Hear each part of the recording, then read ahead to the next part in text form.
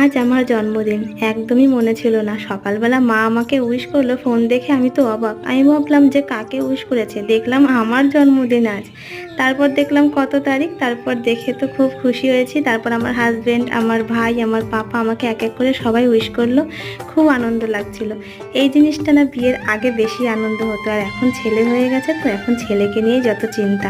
নিজেদের জন্মদিন কবে থাকলো না থাকলো সেগুলো আর আমাদের মনে থাকে না। এখন ছেলেকে কিভাবে ভালো রাখবো, ছেলের জন্মদিন কবে, ছেলেকে কোন দিন কোন অনুষ্ঠানটা করব, ছেলেকে কি খাওয়াবো, এগুলোই হচ্ছে প্রত্যেকটা মা বাবারই হয়।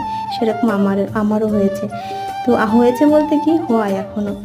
তো যাই হোক, তারপর সকাল থেকে দেখো সব কাজ করলাম, বিছানা উঠালাম, ছেলেকে নিয়ে একটু পড়াতে বসলাম।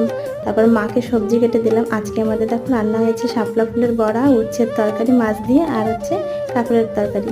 তো আজকের মতো ভিডিওটা এতটুকুই। কেমন লাগলো অবশ্যই জানিও। দেখা হবে নেক্সট ভিডিও।